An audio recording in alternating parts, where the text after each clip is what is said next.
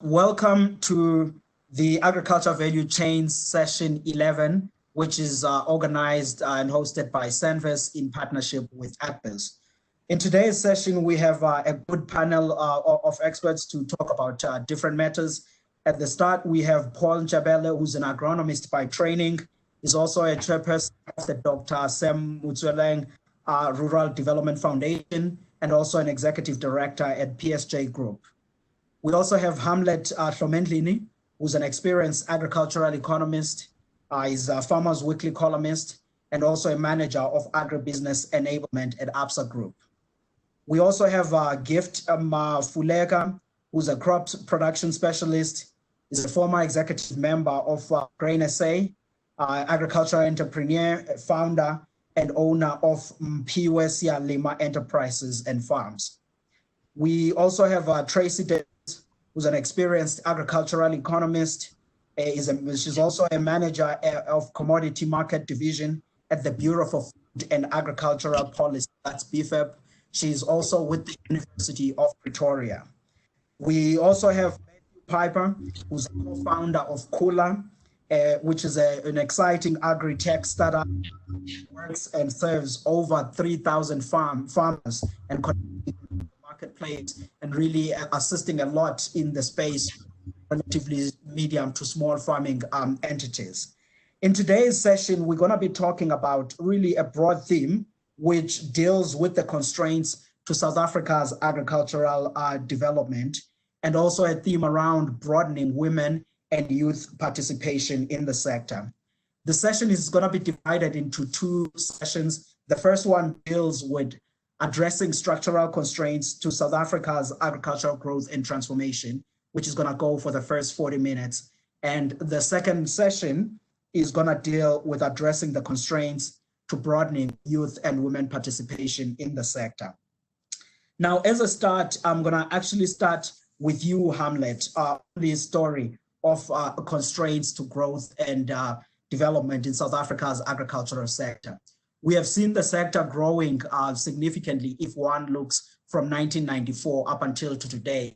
In terms of volumes of production, we've nearly doubled, and obviously horticulture growing much faster, but all of the other subsectors of agriculture have really grown. But there is still an edge, particularly now in a post-COVID period, to say, as we head towards the post-COVID period, to say agriculture should play a part in that growth story. And I wonder if, Hamlet, you have any ideas about how to actually facilitate that growth, and what are some of the constraining factors that maybe might have existed that we will need to tackle so that we can see much more inclusive growth in the sector. Hamlet, over to you. First, I want to apologize for my where I'm sitting. I'm currently sitting in a car. That is due to family responsibilities. I had to be where I am. So my apologies for that. And greetings to everybody, the panelists, and I want to thank the Senvis and AgBiz for organizing this. It's actually fitting during this time. So Wandile, to just let at your question, there's so many ways one can actually tackle that question. But before I do that, I just want to take you back, and Tracy and everybody would remember that, including you, Wandile, when we were in varsity, in different times now, these topics, some of these things that we're talking about right now, or that we're going to talk about today, are the things that we were talking about then, are the things that even our professors were actually discussing then and debating. And it's really worrying that even today we are still going to touch on some of the things that we need to do as a nation to inclusively grow the agricultural sector. But the reason why we keep on talking about them, and the reason why Senvis, for instance, keep on having these engagements, it's because those, no matter how many times we debate them, some of the suggestions and the points that have been picked up by many people to actually be the things that we need to tackle or address for us to grow the agricultural sector inclusively have not been done. And that is why we continue doing that now. So to start with, I just want to start by a quote that it's coming from the president of the Development Bank.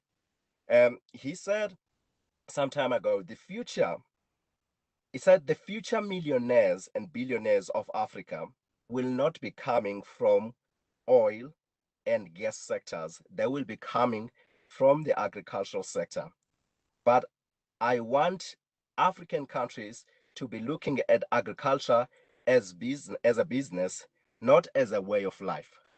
He goes on to say, nobody smokes gas, nobody drinks oil, but everybody eats food. So food is critical, and food is critical, and that is what Africa has a comparative advantage in. So let's take it from the fact that Africa has 60%, that's what they say, of arable land. And if you look at Africa, when you look at it from an agricultural perspective, it's constituted by a number of many smallholder farmers. And the question that we need to ask is, what role can smallholder farmers play, or not necessarily smallholder farmers in my language, I usually say emerging farmers, those that are already in the value chain. What role can they play to actually contribute in growing the agricultural sector? Another thing that I've noticed is that the agricultural sector in recent time has been receiving unprecedented attention from policymakers, private sector, and investors alike. I've noticed also that this increasing, favorable policy interventions that and private capital and private sector capital investment that comes in the agricultural sector, it's coming from multinational food organizations, agribusiness companies, and even some governments in the African continent.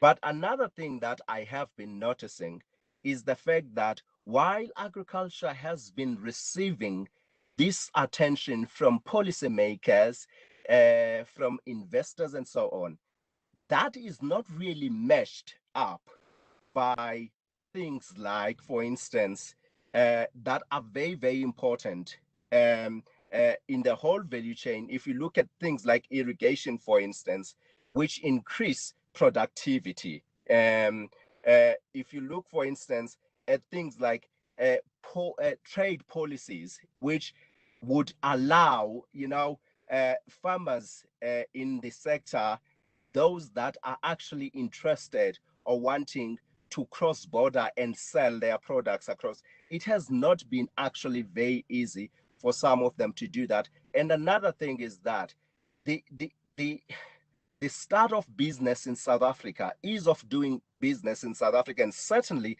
in our sector, has not been very easy. And those are the three things, Wandile, that I've picked up. Access to irrigation. Yes, we have these people that want to come into the sector, that want to be agri-entrepreneurs. But one thing from my side that has been actually a problem is the fact that we are a nation that is a water scarce nation, and we lack water and we lack resources relating to irrigation. And number two, there's a problem that trade policies are not really sort of like gravitating towards emerging farmers that want to go cross border. And there's a number of things that I can pick up, but those are the things. And finally, the ease of doing business. If somebody wants to come into the sector and start something, Wandile, it's a tedious exercise. Thanks a lot there, Hamlet. Really some sharp observations, both on the fact that we haven't progressed much as a sector, about some of the ideas and aspirations that have been talked about, and also on the point of the opportunities, not only here at home, but in Africa, that the sector holds. But obviously you're highlighting some of the key impediments for people to grow in this sector. But I want to come to Tracy on this point, because I know that she and her colleagues at BFAP have really been studying some of the value chains, which one can view as medium, small, or informal agricultural value chain. And Tracy has been looking at this not only here at home, but also in countries like Malawi and all of these countries. And I want to just bring on Tracy to ask a question whether, are we looking at that sector firstly correctly? Are we understanding what's going on there? And also then, what is the constraints for them to grow and enter the broader commercial space where we are able to capture the value that's going there? If you can just share some thoughts onto that. Thanks.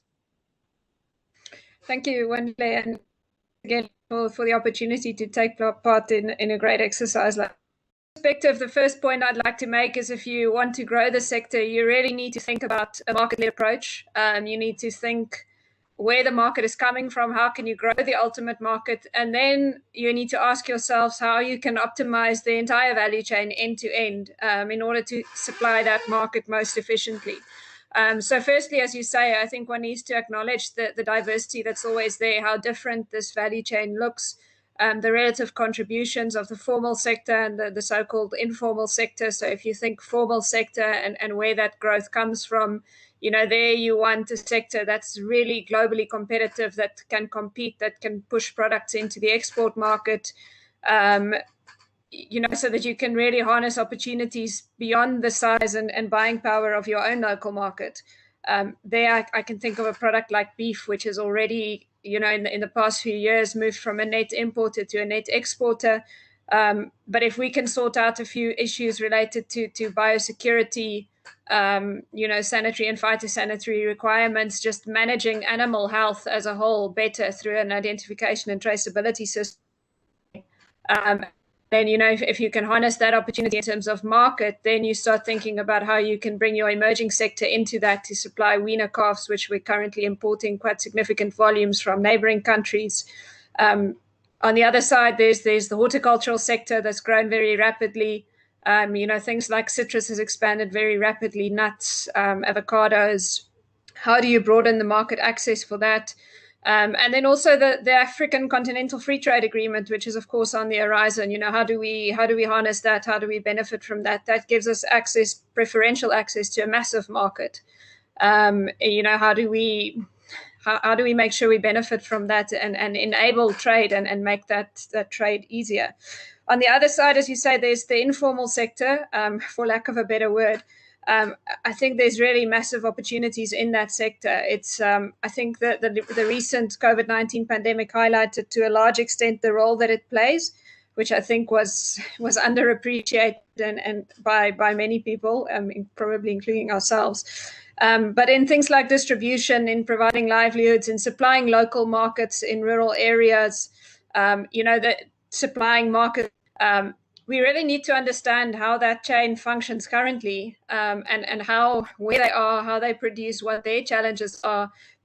We can start talking about making their lives easier. But I can think of many things: transport and infrastructure, accessibility and affordability of inputs. If you can, the transport infrastructure, if you can make it cheaper to transport products across the country, you can provide inputs at an affordable price, you can increase productivity, and then you can really allow these. You need to change that system, but you need to optimize the system as well. You need to grow their market as well, and ask yourself, how can you enable them to supply a cheaper product to grow their market space, and to really do well and prosper there as well.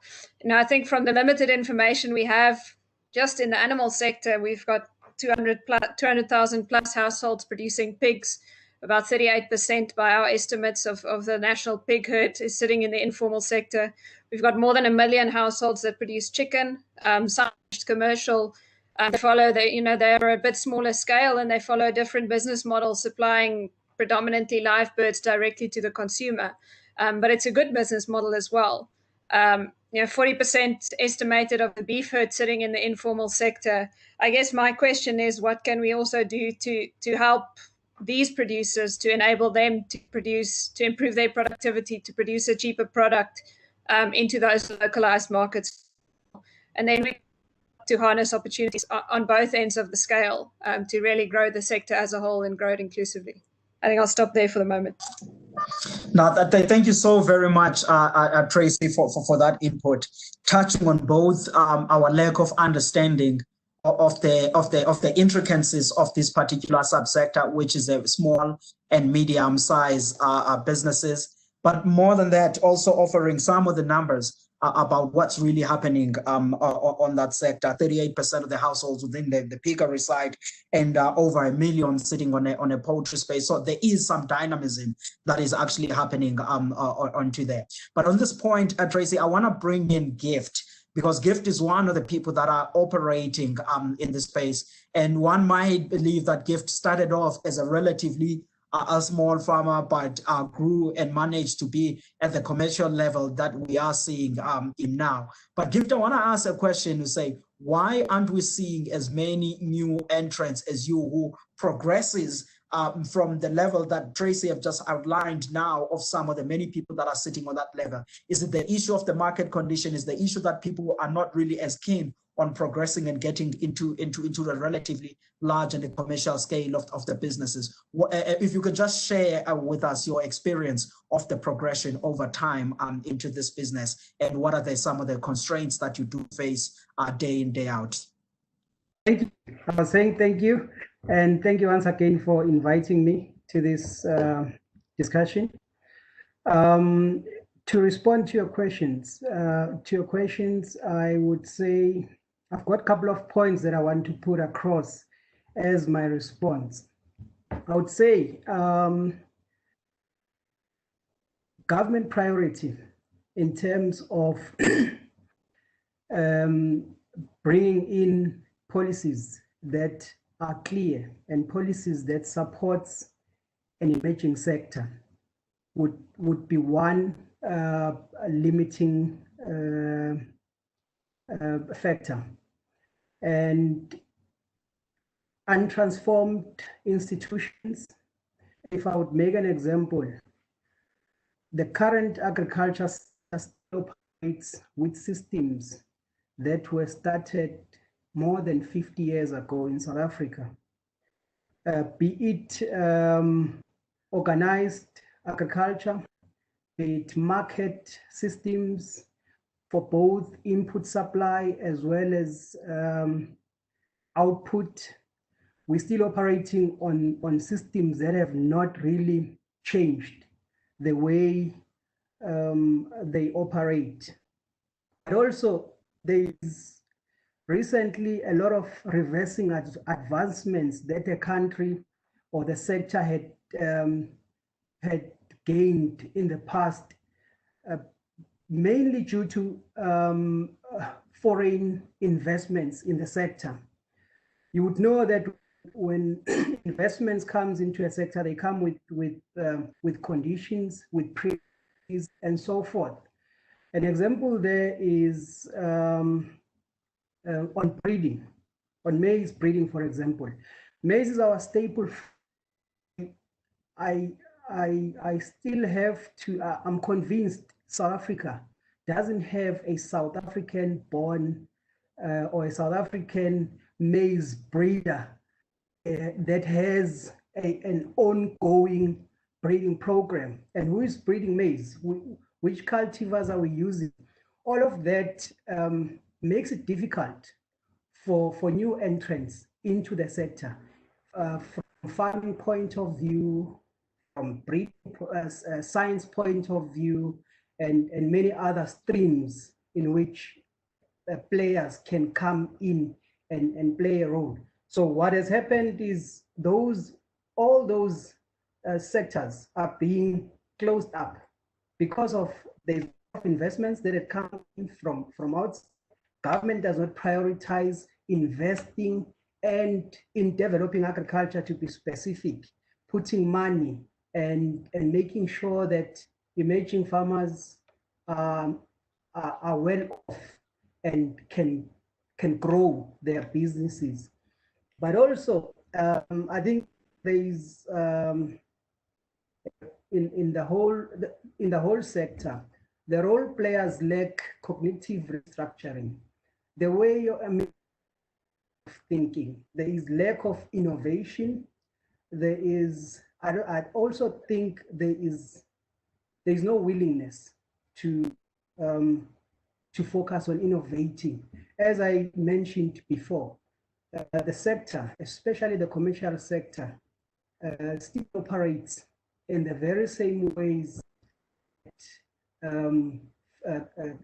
farmers, commercial farmers used to operate in the past 20, 30 years. So there has been very little transformation in that regard, changing the way things has been done into the new way, adopting new advancements that has happened in the couple of years. Thank you so much there, Gift, highlighting a number of things. Firstly, on the lack of focused government policy support, and also highlighting on the issues of us moving on with the times and as far as innovations, but also on a ways of doing business, on making sure that there is clear facilitation of inclusive growth. But on this point, which you just highlighted, I want to bring in Paul Njabele, because Paul has been doing a lot of work both as an agronomist but also on this area of rural development through the Dr. Sam Motswanyane Rural Development Foundation, which he chairs. To say, Paul, to get many people that you are working with on the rural development side, really to be more or increase their productivity and see some that can joining the formal value chains, and that being a way perhaps of broadening the growth and the participation in South Africa's agricultural sector. I want to ask, what are some of the constraining factors that you have been seeing on that space, and whether this dream that we are having that the former homelands and all of these other areas really do carry a potential to increase job creation and increase agricultural growth? Is it something that is really can be achieved in the near to medium term, or is it something that we are only dreaming about? Paint to us a picture of that environment that you're operating on, Paul.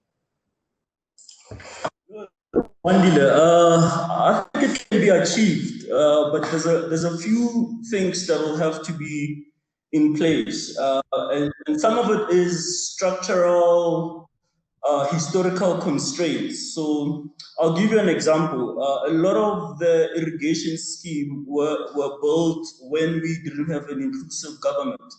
So the infrastructure was designed in such a way that it had to service a particular farmer. So you look at the Hartebees irrigation scheme. It continues until where you get commercial farmers, and then when you get into places like your Jericho, Bapong, where there's black rural farmers, that infrastructure stops. The canals literally they stop. So what we need to do is to go on a massive infrastructure drive, particularly with the irrigation schemes, to look at those irrigation schemes. I mean, you can look at the Kamata irrigation scheme in the Eastern Cape, for example, where there's a lot of work which needs to be done with obviously the wear and tear that happens over some time. And as Giv said, water is quite an important element in the production in agriculture. So until we get the water infrastructure right in the rural areas, we're not going to be able to have an impact on the increase on production. And I think also some of the constraints, and I'll dabble between the well-established commercial and the emerging market, because some of them intertwine, and we almost have a two economy as far as agriculture is concerned. So one of the things which we need to look at, and as a country, obviously we produce enough food. So the South African market is saturated. And we need to look at other markets. Now, Tracy mentioned the Africa trade that was signed, the deal. Now, we need to ask ourselves some questions to say what the COVID-19 has done is it has given us an opportunity to reimagine Africa and say, when the ports are all closed and the rest of the world is holding their food, who is supplying Africa with food? And I think it's supposed to be South Africa, given how advanced it is, that's supposed to be driving that. And it needs to be very clear on the African agenda that South Africa needs to be the #1 companies, South African companies, or South Africa as a country that drives that growth, that feed Africa. We know that we've got about 1.2 billion more African citizens that we need to feed in 2050. That initiative to feed those 1.2 billion more people in 2050 should not be driven by America or by Brazil or by China. It should be driven by South African companies. And for that to happen, unfortunately, our sector, we suffer some of the issues that have nothing to do with the sector. And there are historical baggage that we carry as agribusiness. You know, land is used in South Africa as a political tool, and agriculture brings about such strong emotions that we tend to cloud where the government needs to be very clear about supporting commercial agriculture, supporting our farmers, making sure that just like how the French Trade Commission is quite clear when they come to South Africa and support their companies that come and say we want to invest in Africa. Driven by government are quite clear in making they lay the foundations for those companies to be able to, whether it's contracts or get business in those countries. So we need the South African government to also divorce the emotions of land reform from South African agribusiness and be very clear and say, how can we hold each other's hands and look at Africa and say, let's reimagine Africa where Africa is fed by South Africa and other African countries. Let's reimagine a situation where we've seen where there's a lockdown, where the ports are closed, that it is our companies that should go and make sure that there's production. And through that, then there should be all these bilateral agreements that are driven together with government and subsidies as well, and ensuring that they make it much easier for our commercial farmers and agribusiness to function. I think that will automatically open a lot of market that even when we have the smallholder farmers or the farmers in the tribal land increase production, that you don't have a situation of a saturated market where the prices fall so low that it becomes unsustainable, particularly for the smallholder farmers. So we need to create that market, and I think government can play an important role as one chairing the African Union right now, and as South Africa being the one that has the most sophisticated agriculture in the continent. So that's the one part. The other issue is the issue of finance. I think it is a big problem. I mean, we know that our farmers are not subsidized yet. They're able to compete globally with other farmers, whether it's in America or in the EU. So we need to look at that and be clear and come up with creative schemes, whether it's some tax deduction for our farmers or there's various schemes that we can have economists come up with to incentivize production for our farmers, especially on the commercial side. Now, on the emerging side, I think we need to be quite clear. We need to look at what the land bank used to do in the past. We know there were 40-year mortgages from the land bank and the marketing boards previously. Currently, the land bank is financed through the market. They don't get money from government. So if you finance through the open markets, then you have to adhere to market conditions, even for that funding to be distributed and to be given to people. They have to go as if they're going to ABSA when you go into the land bank. So we need to have a structural reform of the land bank and have a clear mandate, particularly for emerging farmers, to finance them. And one of the other things is the value chain commodity-based financing approach that takes away the need, rather, and the burden of having to have collateral, because we know that a lot of smallholder farmers don't have collateral. And even with government, when they finally do land restitution, the title deed is not given. We've seen from all the historical data from a lot of the MENA times that unless you have title deed, you're not able to raise capital. So we're sitting with people that could potentially have a tool that allows them to raise capital, but they're sitting with CPAs and the right of occupation, which it makes them not be able to go and raise funding. So that's another issue that we need to look at. And I think there's creative ways to do it. You know, we're not saying that we must abolish the traditional leaders. I think there are ways where if the land is where there is agricultural high potential and it's a farm, then those people must be given title deeds. And then for the schools and the historical heritage sites, then you can still keep it under tribal land, it's fine. But for the agricultural land that is on tribal land, we need to relook the issue of title deeds.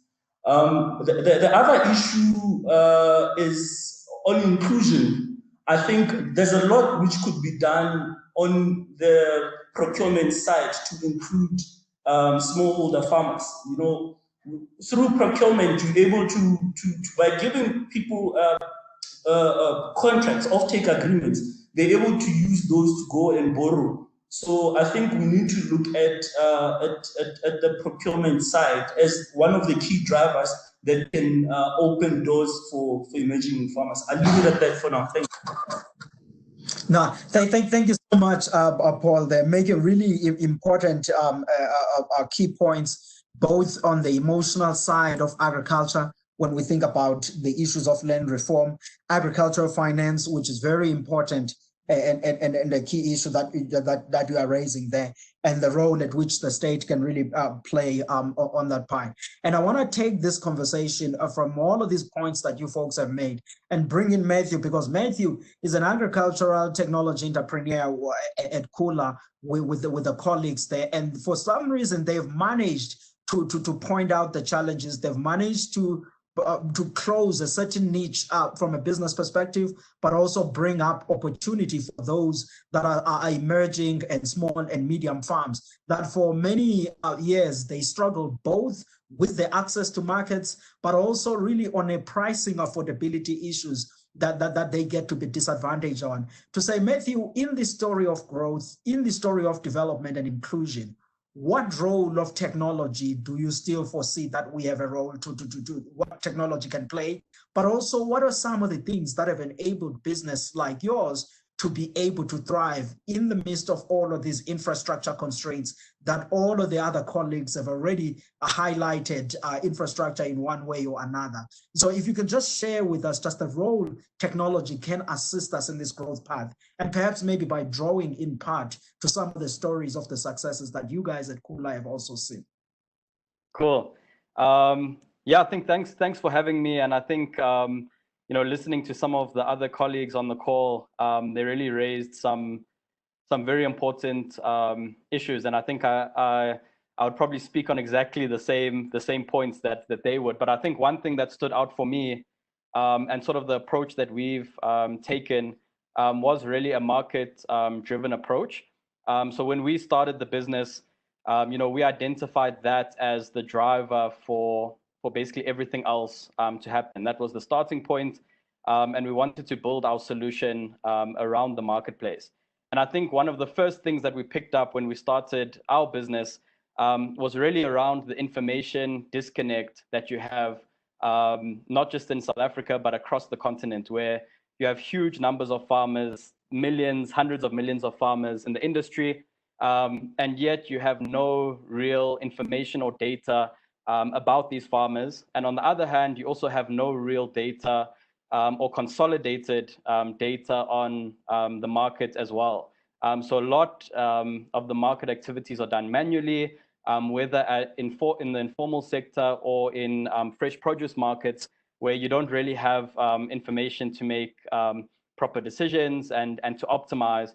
So what we found is that because of this information disconnect, you kind of get a lot of middlemen or bad actors in the center who act as these information gatherers and these distribution points for the industry. And I think that was really the key part for us and where we really started. And what we basically built was a two-sided marketplace where sort of the traditional markets, you know, in South Africa are very much based on the fresh produce markets. And that's really the only place that these farmers can sell their products in bulk, other than the sector, right? And in these markets, you find that all the products are sold on consignment. You face sort of huge risks on perishable products, and they face a lot of supply chain risk in actually getting the product to the market. And I think, even in terms of the packaging of the product, there's just a lot of issues. I mean, we've seen really bad cases where the product was not packaged correctly, yet the product was grade A, even export quality, but just because of the packaging itself, they probably got 50% of the price that they would have had. So those were some of the key issues for us. And I think I'll really speak on two main points when it comes to the market that we've really discovered and which we're tackling through. And I think, the topic is really, it hits home because it's really a systematic issue. It's very difficult to solve with technology alone, and we've really seen that. I think we've seen a lot of our volume of product that we move on our platform moving towards more of your emerging commercial farmers, just because they have the infrastructure, the packing facilities to be able to serve the market. And I think one area that we are focusing heavily on at the moment is really how do we offer these services like packaging services, logistics services to the more emerging smaller guys, so that they are able to just package and get it into the right format that the market wants the products in.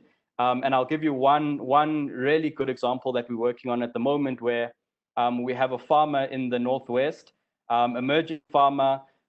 He has everything you need, global GAP certification. He's actually exporting his product currently through us, through to the Middle East, which is really exciting, and his stuff will be going out in the next 2 weeks or so. However, it's impossible for him to sell his product, which is quality, into the local market. And the reason for that is that he doesn't have a packaging facility.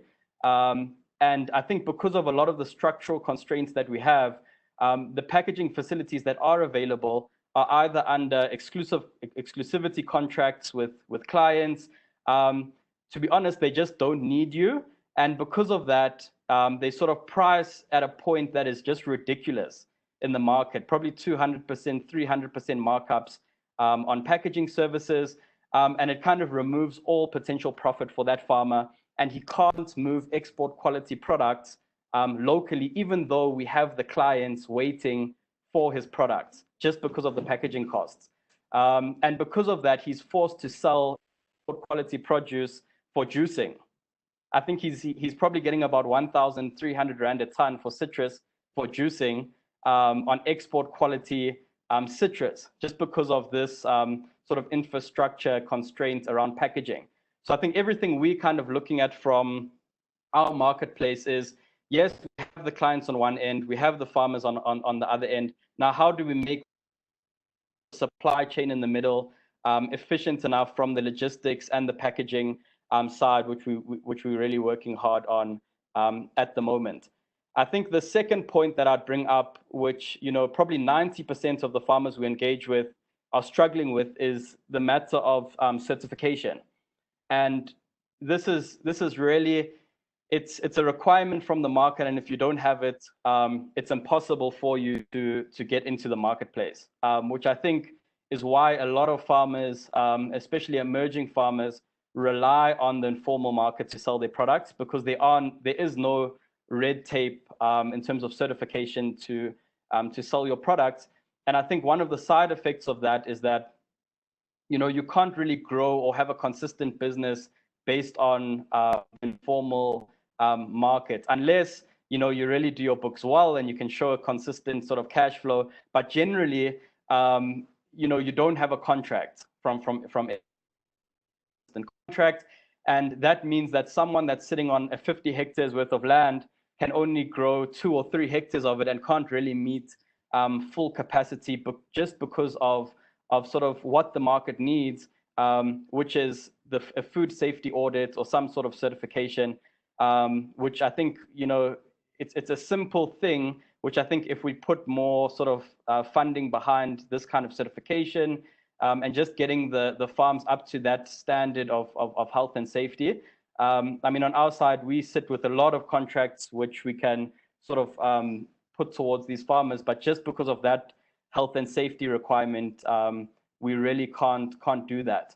And then I think the last point that I would make, and something that we're really passionate about, is really how do we use the data within our marketplace? You know, like for example, we sit very closely to farmers who, for example, are paying 60% of their revenue towards a packaging service, for example. And that kind of gives a huge opportunity for some sort of financing to come in and say, how do we solve for some of these inefficiencies? You know, there's a good business case to come in, and we have a lot of that data around where some of these inefficiencies lie. And, you know, one of the things that we're really passionate about is how do we bring in ecosystem partners into this, this ecosystem where we sit in this really sweet spot of demand and supply, and how do we use that data to bring in the rest of the ecosystem to say, how do we, you know, search for the farmers that are really ready for growth and commercialization. And yeah, that's, I guess, how we are using the technology and sort of the data that we have and the ecosystem to really try to solve some of the structural constraints. And I think, you know, around the packaging that I was talking about, we can use this marketplace information to bring co-funders or partners into the ecosystem to solve some of those issues. Yeah, that's basically our story and some of the issues that we faced and that we're trying to solve. Wow, thank you so much, Matthew, for sharing that really practical insights and also some practical challenges that you see. And observations really around the story of infrastructure, that it's not only on a broad, bigger story that we talk about, which serves on a regional basis, but also on businesses. It can actually keep people out of business. And as we head towards closing the first session of this, and as a chair, I will try to also use my privileges and ask some of the questions that could even assist me in my roles, because I sit in a position where I advise at the presidency to the president on issues of agriculture, rural development, and all of these things as part of the Economic Advisory Council. And I think it would be a mistake sitting with people like you guys who are having this experience and knowledge not to ask this question. And the first one, I'll really ask it to Tracy. And I need really some brief points. If Tracy, you were at a position now to actually be writing to the president or communicating with him about the post-COVID-19 agricultural economy, what would be, from the policy perspective, 3 big things that you would put on the table to be looked at so that they work or assist us in accelerating inclusive growth in the South African agricultural sector?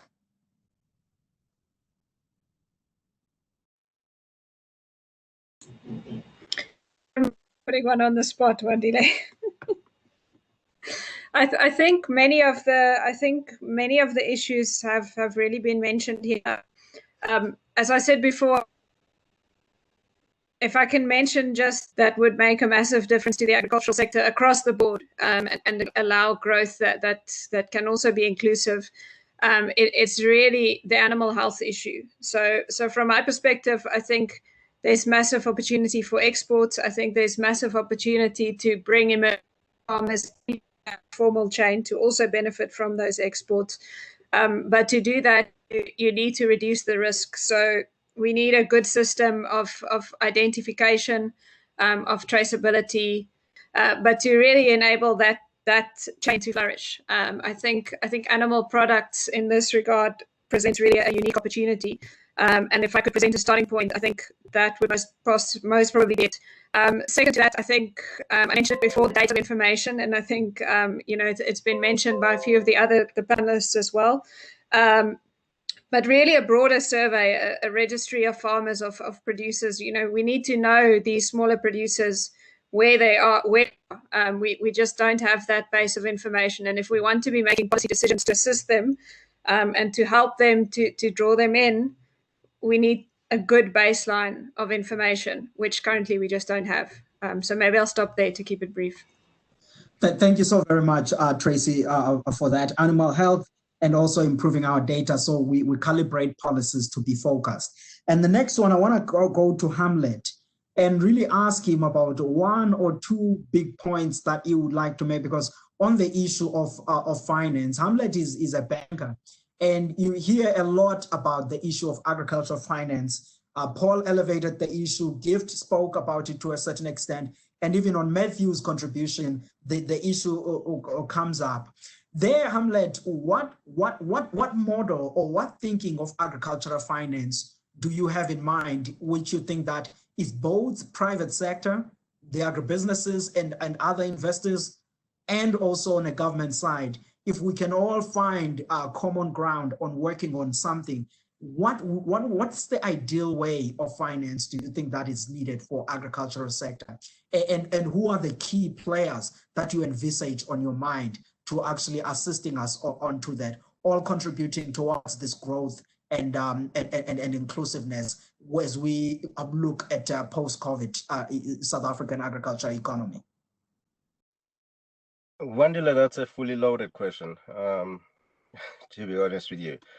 But as a banker working for a commercial bank, and I don't want to really dwell on what commercial banks do, but I will say this, is that commercial banks are commercial banks, and they lend money in the open market. And the reason for that, they want to make money. They will not lend money to somebody that they perceive as risky. That is a person that will not be able to bring back their money, right?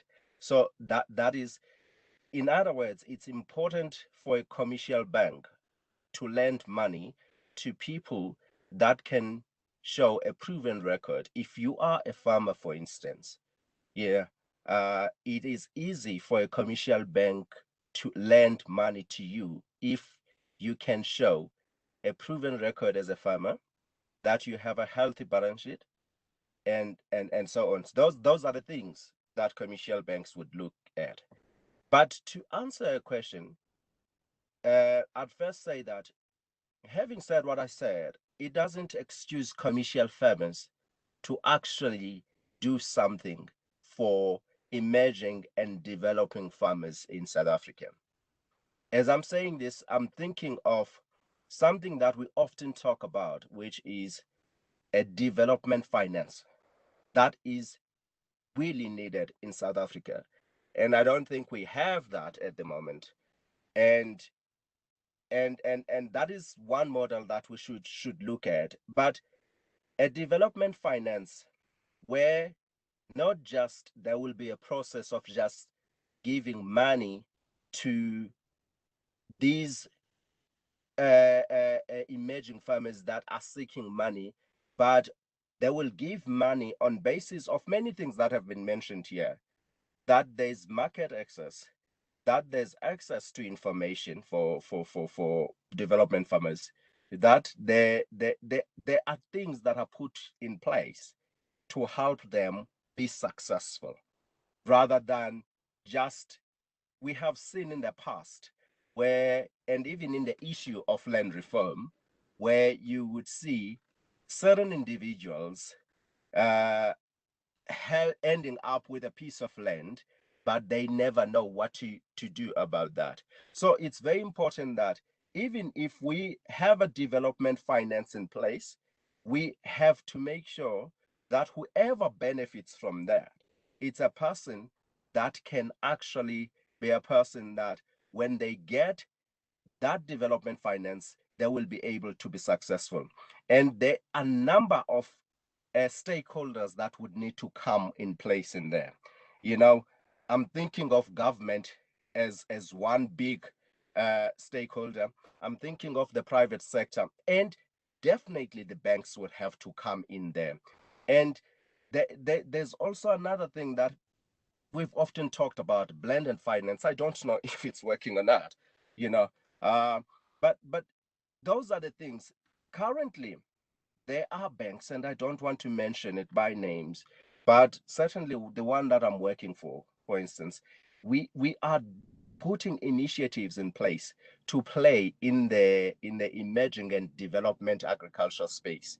And we're partnering up with the likes of your Grain SA, for instance, to ensure or to be able to contribute in the emerging and development agriculture, that maybe by taking a specific farmer that is already doing something, because that proven record still is very important, that is already doing, but we link them to an established commercial farmer and see what we can do.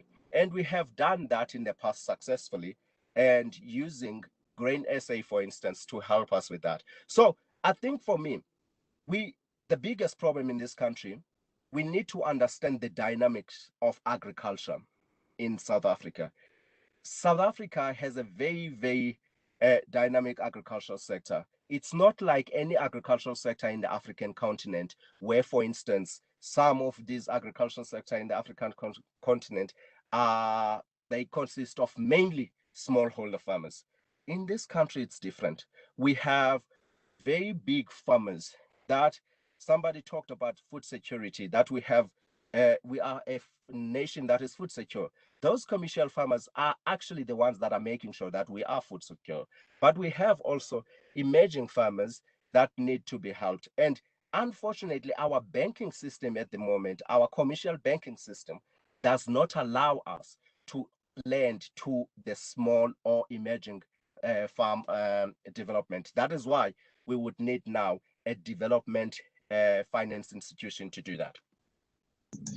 Thank you so much, Hamlet, onto that, on pinpoint is the key areas. And I want to bring in now Paul. Paul, you talked earlier on about some of the shortfalls that the government is having, that we should divorce our emotions on land reform, and we do have a potential there that we can play. And you also highlighted the infrastructure constraints, irrigation, and a number of issues. As we head towards closing now, Paul, I want to ask you, what can we do also from an agribusiness perspective, as agribusiness is sitting here, on ensuring that the former homelands areas, they really now begin to really realize the growth potentials that many of us, and yourself included, have been writing about, also about this potential. What can agribusinesses do? What sort of cooperation practically can they have with the government as well as community for make sure that we do realize those growth potentials in those areas? Sure. If I knew the answers to that, yes, I'd be a god. I think it's a huge task, but I think maybe let me give you practical examples of some of the things that are happening now that I think we can rally behind. So through an entity called Land Rehabilitation, which I'm involved in, we just signed the MOU with the University of Pretoria Enterprise and the House of Traditional Leaders. Now, the House of Traditional Leaders represents about 880 kings, chiefs, and queens, and they preside over 20 million people. So through the MOU with the University of Pretoria and the House of Traditional Leaders, what we are saying is that if you look at how much government has spent buying up land on land restitutions, we're talking over hundreds of billions, which we've used up to buy up farms. Instead of buying up farms that 18 months down the line, the farms are lying fallow, which has been the case of the spectacular fail of land restitution in South Africa since 1994, we are saying government should then change the model and use those funds to buy inputs and as a cash injection to agricultural projects. And in that way, it will speak to the NDP and the revitalization of the rural economy through agriculture. Now, what AgBiz can do and the sector in general, I think we need to hold hands on the initiative, because we have the House of Traditional Leader that is saying, look, we want to work with you guys. We want to work with established institutions like Enterprise at UP, and bring in the different agribusinesses to look at projects that we can select. So through the initiative, they've given us 1 million hectares, and we are sitting with the coordinates of those 1 million hectares, and we're looking at which areas can we start to come up with models that we can show government that, look, if you bring in the private sector and you bring in people that have the technical know-how, such as the University of Pretoria, sitting with all the agronomists and the soil scientists from the various departments that they have, and working with the procurement. So I sit on a fund which Tiger Brands is going to announce very soon, and through that initiative, we are even engaging the traditional leaders to say, how can we give you procurement as Tiger Brands and bring in technical partners and guys that can ensure that we've got the production, we've got the yield that we need. So that's one initiative that gives an example where we get together and we look at the former homelands and we come up with commercial projects that make sense. And I think if you were sitting with the president, which you do in your forums, just quickly, Wendy, I think, you know, if you look on the infrastructure side, I think, you know, in 2014, the Stellenbosch University Logistics Department did a study. And I think at that time, we were moving 18 million tons of agricultural produce. And on average, the domestic average travel, I think it was about 460 and 538 kilometers for exports. So if you had a drive and the president went to Transnet and say, guys, let's fix the railway system so that we alleviate the pressure on the expensive cost of trucks going up and down in the country, you know, overnight that has an impact on the income of the farmers.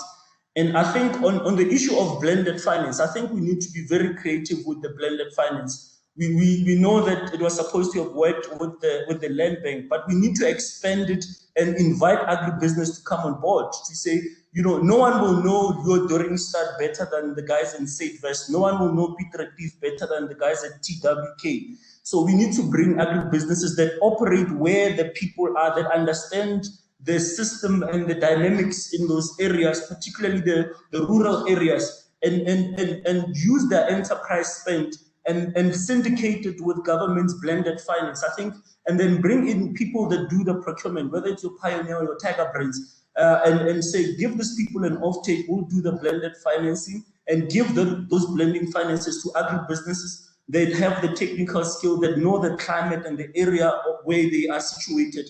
Then you'll have a likelihood of success in the tribal land. Thank you. Thanks so much, Paul, for that input. And I want to bring next Gift. Gift talked about the government policy that is not prioritizing development and, to a certain extent, smallholder farmers. And Gift, what would you want to tell me to advance also even agribusiness and the broader agribusinesses? What should we be advancing on this point when we are talking to government, particularly on elevating that prioritization of development? What specifically are the key areas that you think that if these can be changed or elevated, we can begin to see some change in inclusive growth in the space? Wandile, I would directly go to the points. One point is on land. As somebody has mentioned, that in South Africa, we only have one tenure system that is recognized by the commercial sector. And it serves as the main source of security in terms of accessing finance, be it production finance, be it to buy land and so forth. And there has been lack of interest in expanding the tenure systems that can be recognized on that part. So if you speak to the president, we would like to see the current contracts that we hold as land reform beneficiaries especially when I would want to make a specific reference to proactive land acquisition farms that we hold 30-year leases on. And I can tell you now, those leases are an empty promise. The idea would be to get those leases tradable in the sense that they get registered with the deeds office, and whoever that holds that land is accountable and can make sure that that land is utilized. If not so, that land can be repossessed, that lease agreement can be taken away to somebody else who wishes to take that lease agreement, to a point that commercial banks can lend money against those registered agreement. And obviously government will still need to put a backing in terms of a fund that will ensure that banks are able to lend against those lease agreements, and farmers can prosper from there, because we are literally able to raise commercial finance regardless of the level of operations in which we are in. But the fact that we don't own land remains a hindrance. But also, one last point is there's been lack of investment in labor force in South African agriculture. And what that does, it limits us to a point where we cannot compete in terms of attracting skilled labor, because you would have, there's a limited pool, and if you would want to hire someone that is skillful, they come at an exorbitant cost, simply because the market utilizes cheap labor, mainly from foreigners. So there is no investment that goes towards improving our labor. That is a big cost for, and I mean, it makes it difficult for a new entrant to enter the sector. What then happens, we hire people that are unskilled, and we also don't invest in labor to make sure that they prosper and eventually perhaps become players in their own ways, or in trading and so forth, and becoming farmers. But there's also trust deficit between government and the private sector. If all those can be sorted, we would see a shift in the agricultural development sector. Thank you. Thanks so very much, Gift, for that. And I can say that on the point of the tradability of the leases in some of the proactive land acquisition strategy funds, and the various parcels owned by the government, through our involvement there, I can confirm that discussion is somewhat, to a certain extent, starting to find some fertile ground. One can only hope that those things can actually become the reality. And I know that we've pushed the time beyond the 40 minutes for this session. We will shorten the next one, which we are starting just soon, to about 25 to 30 minutes.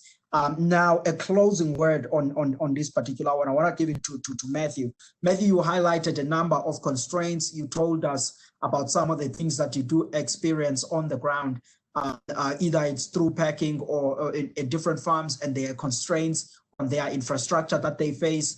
But I want to ask, looking at this business and an environment that you are operating on, and looking at agribusinesses, looking at the state side, what sort of partnerships do you think that needs to take place so that the people that you are working with cannot continuously encounter the challenges that you have just alluded to? Because they do seem like those are challenges that are costly, constraining growth, constraining progress. So what are some of the key takeaways that if you were by any chance in a position to make those, you say 1, 2, 3 needs to actually be changed to assist these guys? Cool. Yeah, I think it does tie into some of the points that I mentioned before. I think one of the big challenges, especially with the sort of case study that I gave earlier with the citrus farmer, in his case, you know, he's on I think a 99-year lease. He's making quite good revenue in excess of 5 million rand per annum. Just the fact that he is on this lease and he doesn't have security, it's very difficult for him to financing. So I think to be able to even have a strong business case if you don't have the collateral for that. And I think, you know, that collateral is one of the big constraints that I think if people could, or farmers could get title deeds, it would make a huge difference in terms of accessing finance. I think, you know, the second point would be around, you know, how do you give access to some of the packing services to farmers? And I think, you know, you can't really finance every single individual farmer. We just don't have the capacity. So I think, you know, if we just think of it in a bit of a creative way, and obviously have the market backing as well, which I think is where we are trying to play a big role. In, you know, if you are putting this investment, you need to make sure there's a client, it makes good financial sense. And I think by no means are we saying, you know, this has to be a charitable thing. I think it has to make commercial sense. I think you just need the right role players to come together and really have the market backing to make it happen.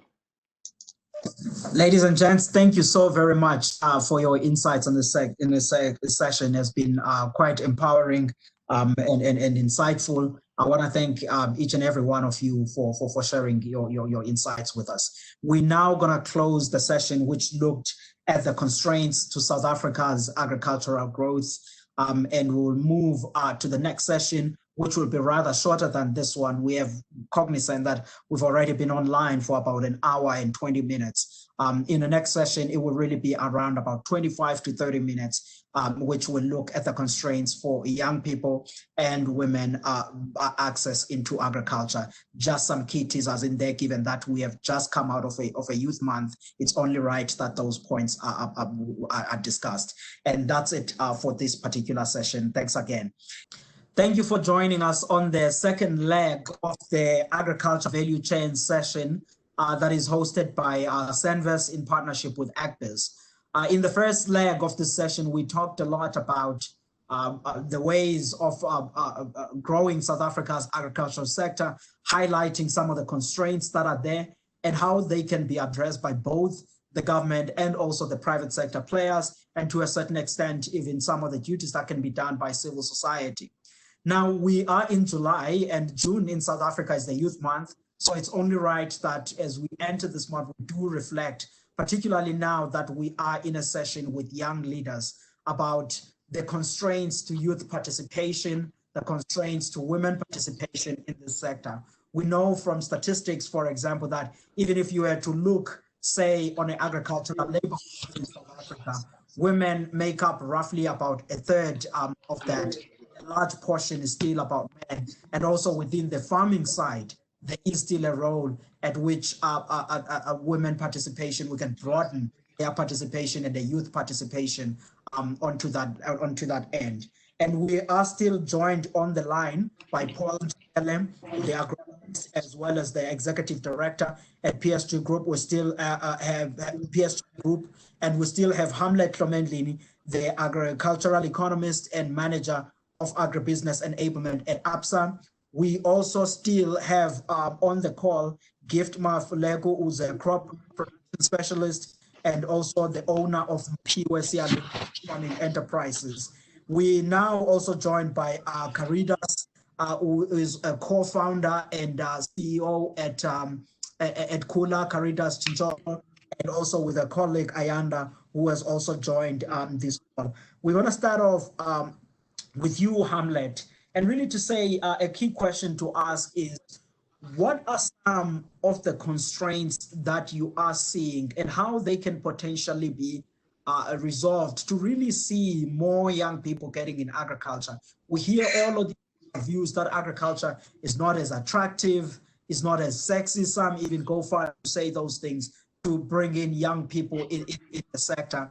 And also perhaps maybe in your response, touch a little bit for us on the broadening of the gender diversity, because I do think that the gender diversity issue also matters into this sector. What are you seeing as a constraint, and how do you see both business and government playing part in broadening access of these groupings of the population in the sector? Wandile, we have talked a lot of time about that word, sexy, making agriculture sexy. You know how much I feel, how I feel about it. It's something that doesn't really sit very well with me, because this is not something. Agricultural sector is a very important sector, and making it attractive to young people, we should be using words that sort of like reflect that importance of the sector. No, I'm gonna be nervous. Having said that, You're making me nervous. Oh, but wait. sorry, Wandile, just somebody on the line. Can they mute their mic? Caritas, can you please mute on the side? Thank you. Yes, continue, Hamlet. Thank you. Having said that, we know, and we have spoken about this a number of times, about the average age of a farmer in South Africa. There are varying ideas about it. Some they quote like it's 65, some they say it's even higher than that. But at the very same time, this is contradictory to the population dynamics of South Africa. South Africa is a young country. It has a lot of young people.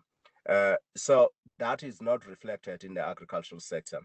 And I don't really believe that it's because of the fact that agriculture is not attractive.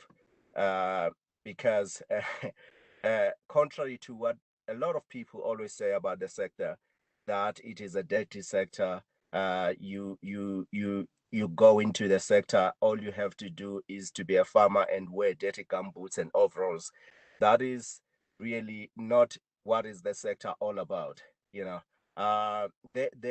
apart from farming, you know, being involved on the ground farming, there are other avenues in the agricultural sector that one can think about. And look at you and I and everybody that is on this line, for instance.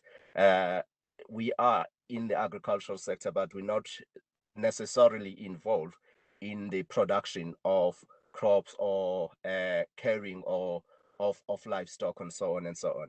So that the first thing that we need to do is to change the mentality. If we can just have a mentality shift about the sector, and that is, for me, it's a critical thing. And number two, for me, it's also putting color into the sector, and that has always been my biggest problem.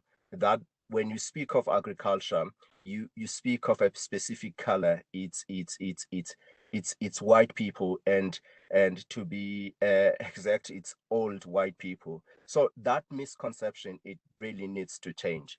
And the way to change this is through people like you, me, Gift, who is a farmer, Caritas, that are involved in the technology side of things, that we all come together and we start engagements like we are doing now around the agricultural sector, so that we can create an awareness, you know, to the nation and to the young people in South Africa, that agriculture is not merely about being on the farm, although that is very, very important, because the people that are actually on the farm, sitting on the farm producing, they find so much satisfaction in doing that. And they're not just doing it for themselves, they're doing it for the nation. They feed the nation. So there's value in that, a lot of value. So apart from that, there are other avenues as well.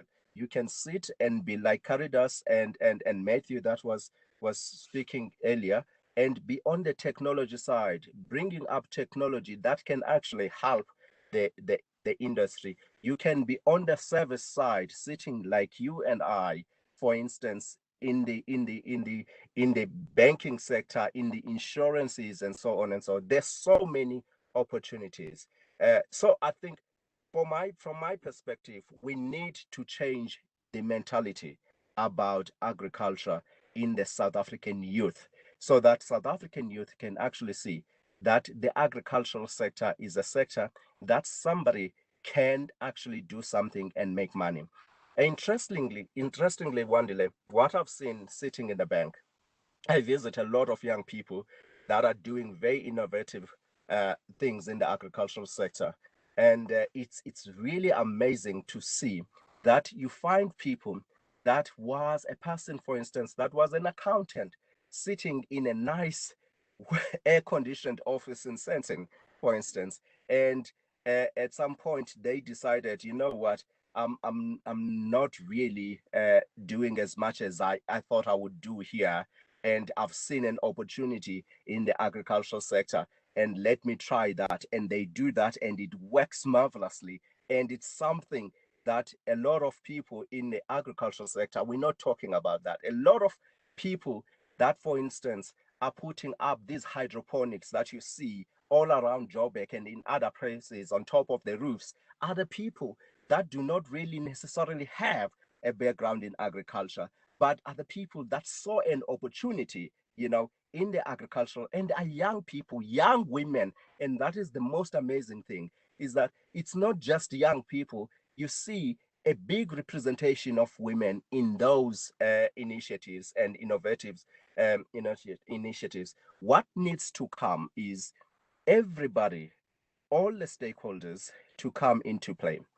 As for instance, APSA, we have been noticing this, and we decided last year that there is a gap that we're seeing. A lot of people from a service side, a lot of young people from a service side, they go to university, they study your BSc Agricultural Economics and other disciplines in agriculture, and then they wait to get an internship, and that does not come true. So we decided to close that gap. Let's rather be proactive and offer bursaries to students that actually want to get in agriculture and be in these various disciplines in the sector, in the various universities. And the plan there is to pay for their tuition, we pay for their accommodation, we give them stipends. And another thing that we're doing is, once they are done, this is where it is important, we link them, for instance, with people that are working within agriculture in the banking sector, or our partners, for instance, where they will be able to do their internships. We do not want to see any young people coming into agriculture, studying agriculture, that eventually they do not find a job. Lastly, Wandile, especially in the Black community, that women have always played a role in the agricultural sector. If you remember when you were growing up, older people or older men would go work in the mines. The only time they would come back, it's around December, when they have to go and do the plowing and everything. And then they put in the seed. They leave it.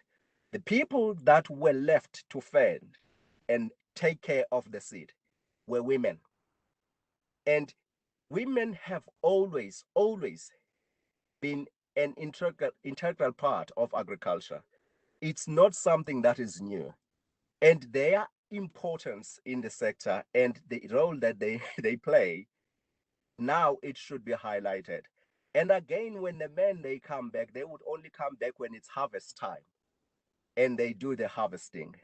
Throughout the season, women and children would be the ones that are fending for livestock, that are taking care of the crop and making sure that it grows to what it would be. So it would not be a new thing for us to advocate for women to come in agriculture, because they all have always been the integral part and actually playing a bigger role. What is most important is to ensure that we give women the right resources that they need, so that they can be able to actually be successful in the agricultural sector. There's so many things that I can say about this topic, but that's where I will stop for now.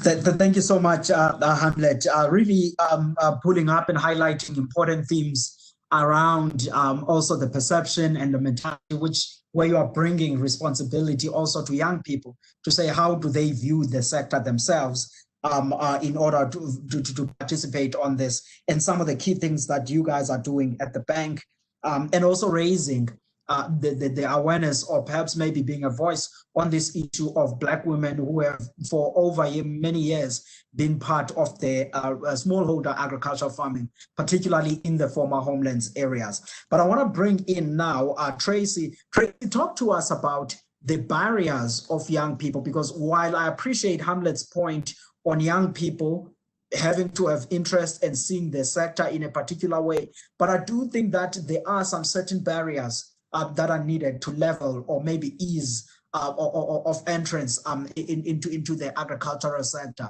I mean, I say this because in some of the things, social medias and everywhere, I get these tweets of people who say they are interested in agriculture and they want to get in, but it becomes quite difficult then to say where should they start? What are those barriers and how do you see us changing those? And you can answer this in both ways, depending on how comfortable you are, both on a gender side and also on the young people's side. Thanks, Wandile. Yeah, I completely agree. I think maybe just to touch quickly on what Hamlet said as well, I think a lot has been said about making agriculture sexy, but you also need to make it profitable for people to want to enter the sector. So you really need to make it attractive. You need to create an environment in which people want to operate and in which people want to. We must enable. We have a lot of entrepreneurs in South Africa. We must give them the platform to run with it and do well. So I think in many aspects, as you say, we can touch on it from women or. It speaks to the crux of the issue is how do you make it easier for new entrants? So if someone, once you've created that interest, once you've, I think the limelight that's been put on agriculture in recent months also piques that interest. But then how do we lower the barriers? How do we bring them into the sector? So firstly, I would say obviously education is key. We have to ask ourselves how are they both on a tech, but also from a business perspective, in terms of the financial skills. Farmers nowadays, they're businessmen, and how do we equip them with the broad skill set to run that business?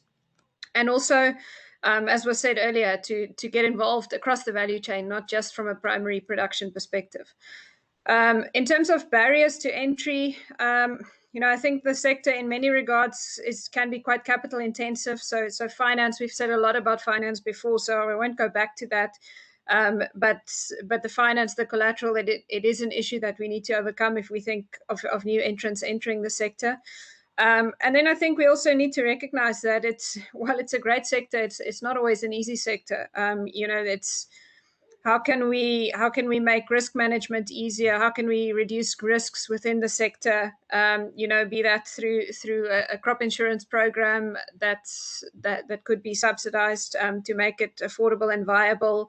Is it just through a comprehensive support program and allowing people access to that and supporting them to enter the sector and to really do well in the sector?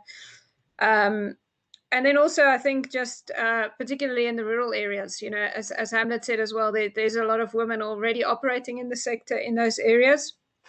But to make sure that things work, I'm thinking of general service delivery, water, electricity, safety, security, your schools and things. You want people to go back there to contribute to the sector and to have services in those areas as well.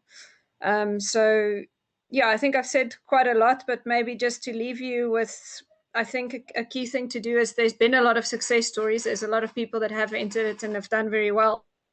I think we need to find them. We need to promote them. We need to upscale them and replicate them. I'll leave it there for the moment. Thank you so much, Tracy, for that.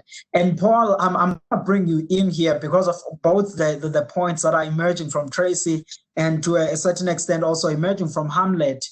You participate to a certain extent also through even your former work at the Dr. Sam's Matsunyela's Foundation on Rural Development. And we know that area from various studies that are coming from people. Either you're looking at what's coming out of the PLUS at the University of Western Cape and many other NGOs that do talk about this aspect of, say, women in the former homelands, and also to a certain extent even on land reform, are marginalized or are not the bigger beneficiaries in there. And I wonder, would you view maybe being intentional on a policy side where we are putting quotas on a gender side, as it's some of the discussion that is emerging now, being an ideal way of bringing more women intentionally into agriculture and also the youth? Or what discussions on how is your thinking when you consider these two groupings of people within the agricultural sector? Yeah, I think when you look at women and youth, I think what we're finding with a lot of our farmers that are women and that are youth is that there's a lack of mentorship. It's quite difficult to operate a farm. You need that gray hair. You need someone to hold your hand and show you the ropes, and you need the transfer of skills. And I think the challenge is, and it's also a historical one. In '94, we unfortunately lost a lot of extension officers that knew the areas where they were situated, and some of them went into early retirement, and there was never that skill transfer that took place. And also the other issue is the ratio of extension officer to farmer, because these young people and women, they need that all the kind of support that they could get. And when you have an extension ratio of 1 to 800, it's not sustainable. Meaning that even if this extension officer visit all the farms, he can only do 365 farmers if you visit one farmer a day. So you have a lot of the youth and women that are sitting there on farms in agricultural projects that are frustrated. And it's quite something where if you grow up in a farm and your parents are farming, there's a lot of learning that happens throughout your growing up, because you are growing up on a farm and your parents are farming. You get to see a lot of things. If this tractor breaks, this bolt or this nut, I can go to this co-op and I can call this mechanic and this person can fix this. But if you take me and you put me on the farm in an area where I don't have those networks and that support system, I'm going to struggle. And I think we have to look at it from the grassroots level to understand some of the challenges. So I was talking to Dr. Sam Mutsunyane today. He's still very sharp at 92 years old. And he was telling me a very interesting story. So in the 1950s, he used to work for the National Felt Trust. And through the National Felt Trust, they formed ANSCA, which is the African National Soil Conservation Association. And both organizations, what they did during school holidays is they had something called the lead service camps. So kids in primary schools, they would go camping and they would be taught about soil conservation, and they will be taught about the different disciplines within agriculture and introduce them to agriculture in broad terms. And after the school holidays, after 2 weeks or 3 weeks, then the kids will get a certificate either from ANSCA or from the National Felt Trust. So I'm wondering if this is something that we should maybe look at to work whether with the Department of Education, because we know that there's an issue with agriculture not being taught in high school anymore. So if we could spark that interest and pick the interest of the youth and young kids and young girls at a young age to take them to this land service camps, we can call it whatever we want to call it, where they can learn about this industry. Then if you pick that interest when they're young, then they most likely when they're old to choose agriculture as a sector. I mean, 2015, sorry, not 2015, in 2005 already, I remember I spent time with Professor Johan Kirsten, and one of the issues which we were discussing at length was the dwindling numbers of enrollment from universities across the world, for that matter, of people that enroll for agriculture. So, you know, Tracy spoke about how do you make agriculture sexy again, and I think that's where we need to look at. I was looking at one of the first sessions that Francois did, and he spoke about 38 value chains within the fiber and food sector. Now that's very interesting. It means that you virtually have agriculture in all the commodities or specialists, whether you're talking agricultural engineering, or whether you're talking economics, or whether you're talking trading, or whether you're talking investment, mergers and acquisitions. So agriculture touches on all the academic options that students have. So what we need to do is we need to fight the stigma.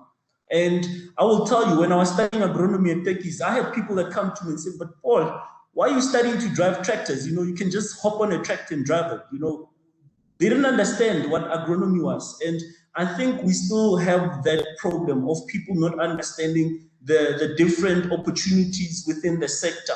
And I think, I read somewhere yesterday that in every 24 hours, there's about 33,000 youth that enter the job market in Africa. And I think about 1 million people are allegedly going to lose their jobs in South Africa between now and December. So when the youth is sitting there frustrated and unemployed, and you change the language and you say, look, you know what, we had in 2 years, $10 billion of exports in agriculture.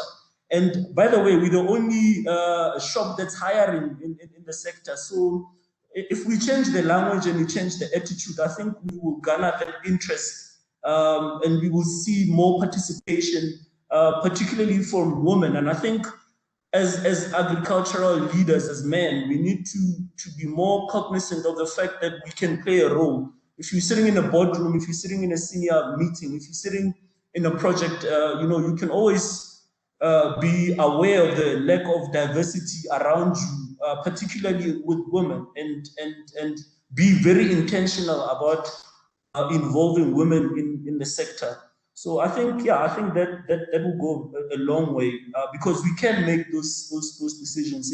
If you have to get an extension officer, or if you have to get an agronomist or soil scientist, if we become more sympathetic to the gender inclusion, I think we can move the needle.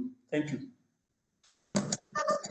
Thanks so much, Paul, for those rich points, really adding onto what Hamlet and Tracy have alluded to also in the issue of education, in the issue of broadening opportunities for young people and women, so that whatever pie we plan to grow going forward, it's shared. And I think that diversity, which we think about, it also brings in some new perspectives that could assist. I see, Paul, you wanna quickly jump in. Yes, you can go ahead. Yeah. Sorry, Wandile. There's one point which I forgot, which I think is very exciting, and it's going to be one thing which we can use to attract the youth in this sector. I think it's artificial intelligence. I've had a lot of people that are not in the sector forwarding me that video of John Deere that shows the tractor speaking to waking up the farmer, the alarm, and bringing in the result, that Internet of Things, of connectedness. And I mean, if you look at even the guys on the panel, Caridas and Matthews, these are guys that traditionally I don't think they would be in the sector, but because of artificial intelligence, if you look at what Benjeda Robotics is doing, I think it's going to attract the youth because that's what they want. They find those software development and coming up with these apps exciting. And I think it's something that we're seeing where people that would traditionally not be attracted to the sector being attracted to it. And I think that's another aspect we can use to lure the youth into the sector. Thank you. Thanks for that intervention, Paul. Certainly, I think that technology is going to revolutionize a number of areas of businesses. And I think on agriculture, there's a lot of benefits that can be there. And I think on that point, I want to bring in the COO of Kula, Ayanda Vana, has also joined us on the call at this point. And Ayanda, as a young woman in agriculture, I want to get your perspective on this issue of inclusion. Hamlet mentioned a number of constraints. Tracy mentioned opportunities and a number of constraints or barriers to entry. But for people like yourselves who are young and women already participating in this sector, I wonder, what are some of the things that you think that are necessary for pushing the boundary towards, firstly, mobility of women, so that they don't really only remain for many years on that smallholder section that Hamlet was referring to at the start, but they progress and get into the business. And also linking into that, some of the opportunities that the technology, people like yourselves at Kula are doing, to say, what are some of the opportunities that women and also the young people can really get in the sector through the channels that you are seeing? And perhaps you can share to a certain extent even your story of getting on into this sector. Thanks, Swandile. I think the main thing is really just going back to the issues that have been highlighted by everyone. The fact that there's lack of access to funding, there's constraints when it comes to the markets, when it comes to infrastructures. So those are all things that will be faced by both genders. But what becomes an issue with women, that we also have an additional barrier, that you're a woman. So what you also have is the working condition, which becomes a very difficult thing to navigate yourself in these spaces. So, you're not only experiencing funding, market access, infrastructure, you also have to experience the fact that you're a woman.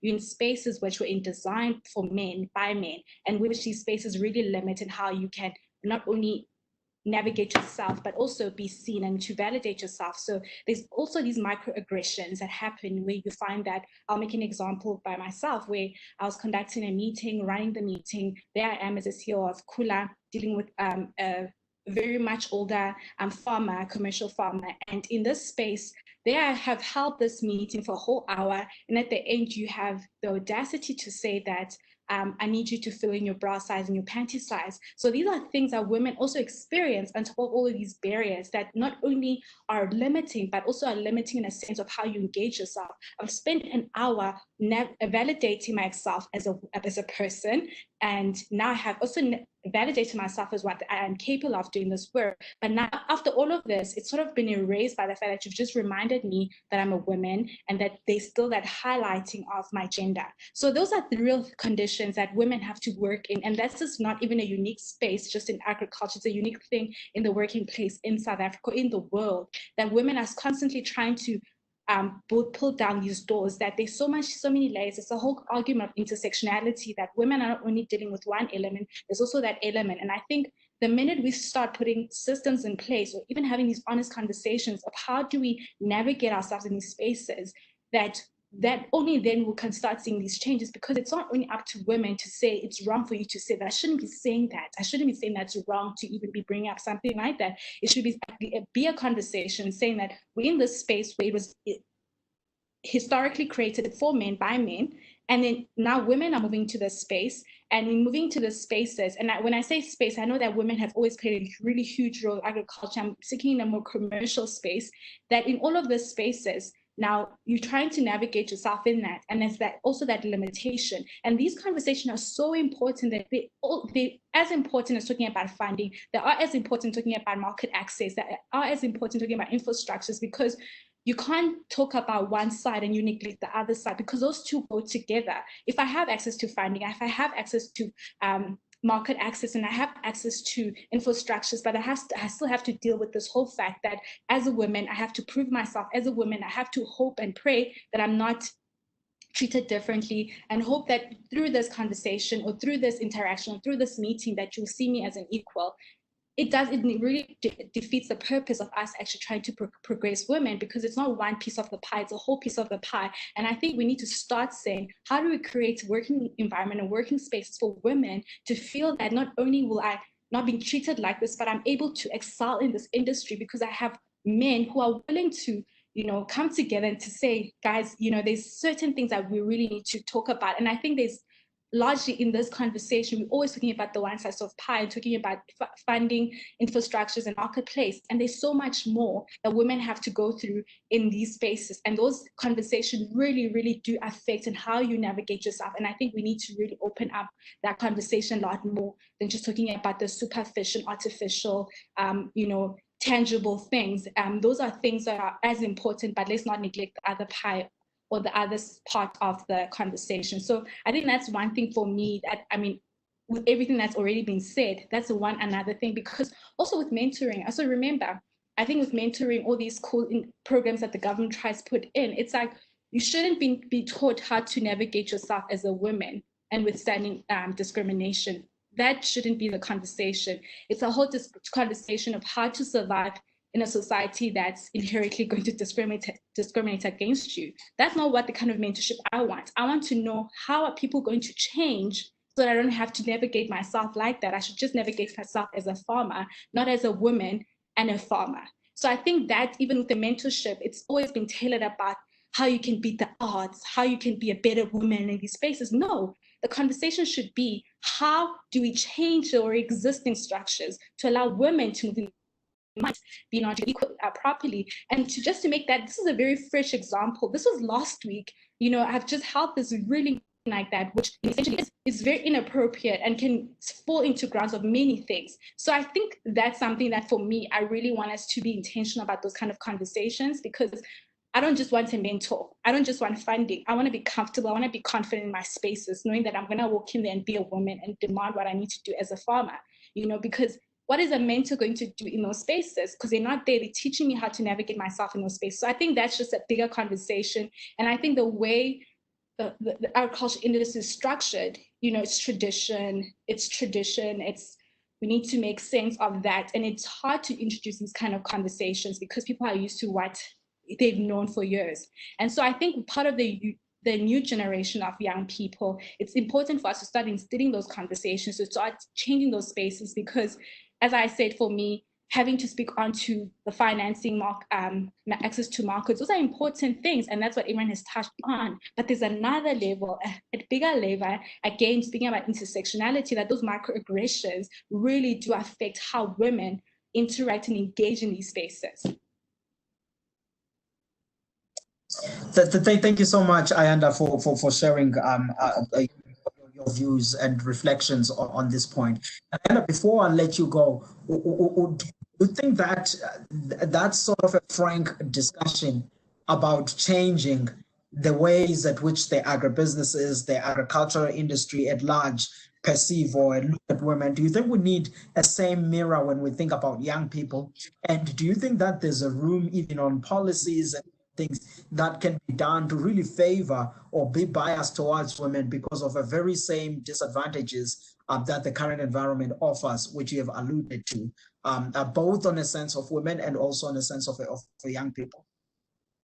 When you're trying to change things, policy is always great because policy regulates how and governs how people interact, deals with that. But I think with policy, you can't just throw policy at people and expect that that's going to change how young people walk into the agriculture industry and women navigate themselves within the agriculture industry, because it's just a policy. I think you need to change the mind. You need to change people's hearts and minds, and that's a much real conversation. So for me, in any sense, that policy does a great way of regulating and governing how, and also empowering, I would say. It does a lot of empowering. But one thing that it doesn't change sort of the surface of how people actually take that policy. And the hope is to go deeper than that just by implementing policies. And I think what we do as a government, as a state, we're so great. We do really great things of come up with cool policies to say, hey, there's a problem with women in agriculture, there's a problem with young people accessing the agriculture policy, let's throw a policy, and then we've done our part. And it really goes deeper than that, because policy doesn't change people, it just governs and regulates the industry. But the change starts with people being active and trying to make those changes. So I think policy does help, but we need to people and make sure that they themselves, as well as how to make sure women are able to, not being taught how to survive being harassed. We don't want that. We want to be in a space when you walk in, you just work, and those are the real conversation. As much as policy will be there as an overarching regulatorily governing body, there needs to be a real change in that, people taking that ownership. Thank you so much, Ayanda, for that. And I want to develop these points that you are raising as I link back to Gift, because Gift, you are sitting in a much more better place to begin even to think about some of the points that Ayanda was raising, because you are a young farmer, you are sitting on as a commercial young farmer. When you interact both with your officials at the farming business, over there at POSIA Lima Enterprise, and also just your colleagues in the industry. What conversations are you guys having about the social issues that Ayanda is raising? That's one part of the question of saying, are you guys as concerned as the industry and your colleagues as about these matters that Ayanda is raising? And how is that discussion developing, particularly focused on the gender side? And the last point I want you to reflect on also, Gift, which is the second one, is you are a young farmer, you are there, many people are looking at you, they thinking that they want one day to be having also some fresh produce that is grown on irrigation in the north of Pretoria, which is where you are practicing. What advices would you give young people who are looking not only on the services side that Hamlet and Tracy to a certain extent and Paul reflected on, but now on a farming on a practice side? How are the barriers to entry? What challenges did you face? What avenues would you advise to people? If you can share just your perspective on both of those points. Okay, to answer your two questions, one is on gender. I think someone has mentioned it. In the game of numbers, you would really want to make sure that you've got a bigger portion in anything that you do. If you look at gender, for example, there is a large proportion of women in the South Africa. And if you look at age dynamics, you've got a large number of young people in our population. So what does that say? It says that is where focus should be in terms of investments. And that is where the potential lies in terms of growing our economy. So we must really have a purpose in why do we want young people to be involved in agriculture? Why do we want women to be involved in agriculture? So our purpose should really answer that question. So what would be the benefits in making sure that women and youth are involved in agriculture? It will increase numbers of participants. When numbers of participants increase, it opens up the market, because then there is wider opportunities. There is bigger opportunities for a large number of people who are involved in that industry. There will be much more innovation, because when there's many players, no one relaxes. Everyone is on their toes, and everyone wants to be different from the other person. It will bring in those synergies. Those are some of the trade-offs in terms of making sure that women and youth are involved. I still have that hope that and I can't wait for that day where, and it's starting to happen, where young people leave their professions and no longer dream about becoming lawyers, doctors, and many other serious professions, which we do need, but going to the field and making sure that they play part in agriculture. Agriculture has vast opportunities, not only in farming, but agriculture is science, agriculture is business, you name it. There's a lot of opportunities. But now we would need for those benefits, for the country to reap those benefits, there would need to be a contribution. In any setup where you want to benefit, you need to contribute. What are those contributions? The sector needs to make sure that we mentor and expose young people and new entrants into farming, be it women and be it men. We need to expose them. We need to mentor them. We need to open our doors for those who are already in the field and practicing, and absorb them so that they can get much more exposure and they can get guidance, so that they don't fall in the same pits we, when we started, fell into. But also we've got a responsibility to for succession planning. Many businesses, especially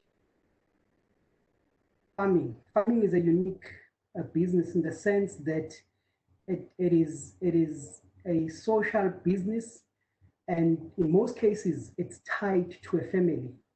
I know many businesses from the former homelands where people had farms, and when the elders passed away, young people never knew what to do with those lands. That's why in the former homelands you find a lot of land lying fallow. It fell onto the hands of young people who were never ready to take up. So it is us who needs to make sure that succession planning is prioritized and done in a manner that would benefit the businesses that has farming businesses or any other business within agriculture that has been started by the first generation of the founder, and ensure that it doesn't fall apart when that person goes or passes on. Then youth, women has a responsibility, They've got a responsibility to bring in good attitude in the industry, good behavior. I've hosted many young people from universities to do experiential learning. I would say my success rate has been over 80% in terms of people that have spent a year on my farms and have progressed in their careers. What happened to the 20%? It was mainly because of behavior and attitude. Self-development. When I started up farming, which is what I've been doing since I can ever remember. I got inspired when I was 8 years. I started up commercial farming for my own account when I was 29 years. Is that I started working for free on commercial farms because I knew I wanted to be a commercial farmer. When I started up farming, I already knew how to calibrate a plant, how to do basic calculations, and never mind going to the university and getting a degree, but I knew how to do basic calculations, how to put down an enterprise budget for your farming enterprise. For young people, for women, it's very important to visit others who are already in the field. Invest in that. Not only in South Africa, I've been around the continent. I've visited many farms, and what I've noted is that in countries outside South Africa, agriculture is the main source of income for many, for large number, for the bigger population. So you'll find that when young people are involved in their smallholder farmers, they take it very, very serious. I've learned a lot from them. So it's very important to visit other farmers, people who are already in the sector, So the advice that I would also give would be to say, for new entrants, for young people, just as much as we've got dreams and we are passionate, you must just remember that farming is about making money. It's not about pleasing your inner self. It is about making money. It is about contributing to your local economy in terms of socially, employment, and ensuring that you are part of the community and benefiting as well from whatever government activities or programs that are there. You would benefit if you are really playing part within that setup. And lastly, I would like to say to you, young people and women, you must be able to define your scope. If you enter into farming and you don't know what to do, you'll end up wanting to do everything and eventually achieve nothing. Define your scope. If you speak to developed commercial farmers, they will tell you that I plant so many hectares of this crop in winter and so many hectares of this in winter. I have a 500 sow unit. They don't run around duck around when you ask them, what do you do? They tell you straightforward. We plant 5,000 hectares of this crop, hectares of this. You know, they've been able to define their scope. That is what they do every season if resources allow. So it takes time. Allow that it takes time. I'm still trying to define my scope. I'm 12 years into commercial farming, but I'm getting there. You know, I'm not there. It will take time, but eventually, I look to go there. Had I had this advice earlier, I would have definitely have been able to know my scope. Thank you. Gift, thank you so much for those really helpful interventions that you spoke to there in different areas.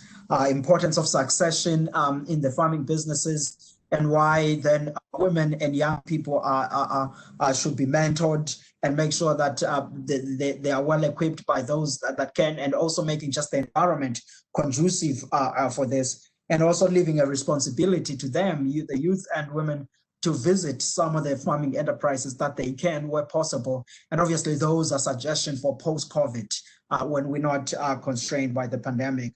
But also your closing remarks, which are very important, they're highlighting the economic importance of farming that we should all be understanding, but also this issue of defining the scope of what you want to focus on, because I think with that you are able to channel your energy and resources to that particular scope. Really, a really great interventions there.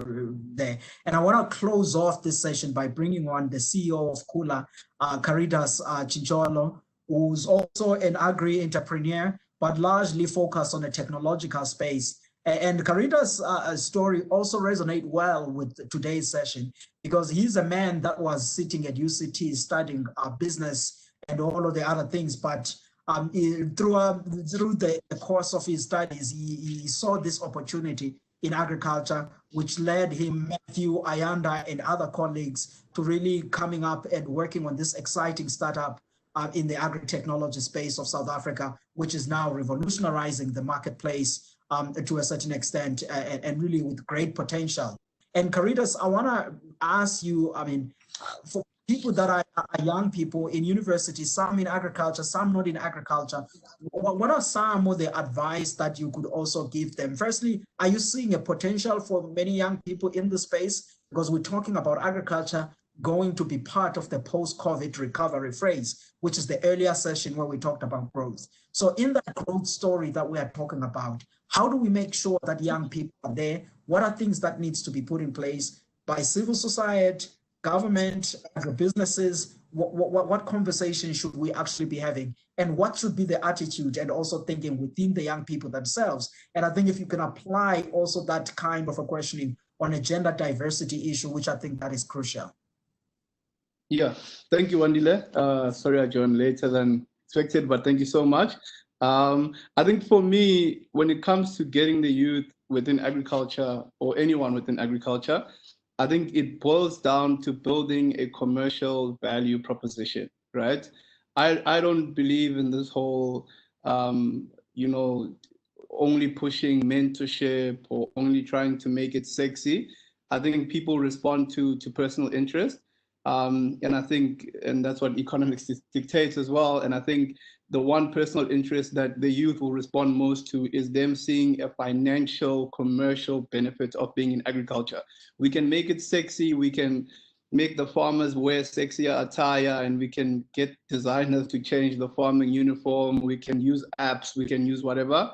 But ultimately, the decision point for the youth that's going to make them come into agriculture, they need to see a commercial value proposition that says going into agriculture of going into agriculture is a better alternative to me going into a job. And that ultimately is where you draw the line. And I think a proof for this is an Uber model or an Airbnb model. You can't say that the cab market is exciting, or the renting a car and putting your car on Uber is like exciting in nature. But it's an option for many young people who go into employment who say, look, if I get a Toyota Corolla on account, and that Corolla cost me 3.5 or 4.5 to pay to the bank and insurance and everything included. But if I put it on Uber, it makes me 30K a month. That's a no-brainer decision. It's not even about the making sexy and the mentorship and the what. That stuff comes later.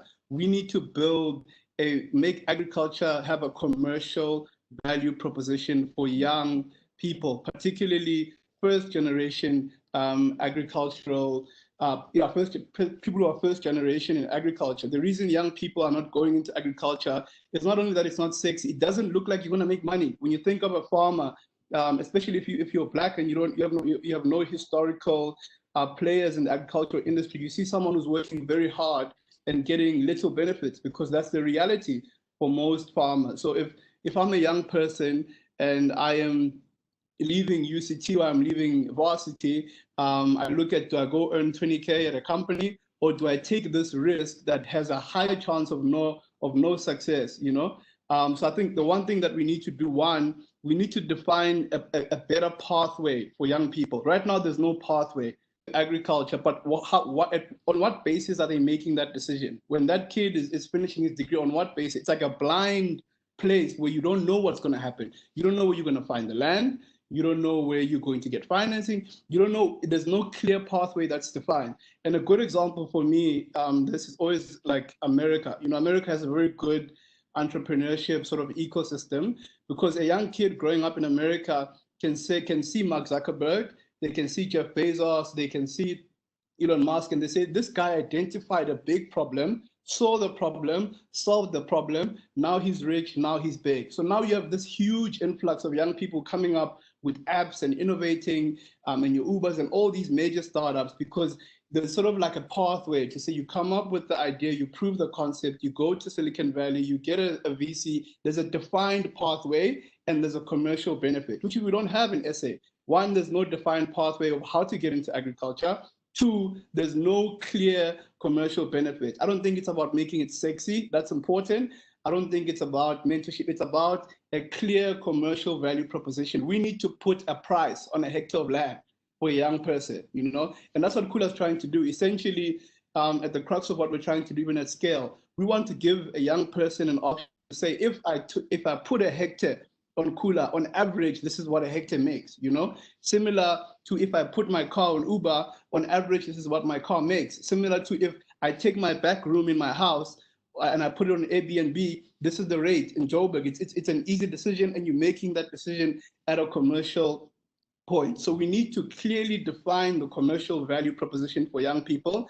And the role of government and industry players is to make that pathway clear, to say, if you are a bright young person who's deciding to go into agriculture, this is where you start. After here, you go here. And that's why America is such a really, really good sort of ecosystem for entrepreneurs. Basketball, even if you look at athletes in Kenya, there's a pathway, you know, it's predefined. There's a guy who's been successful at it, and you've seen them.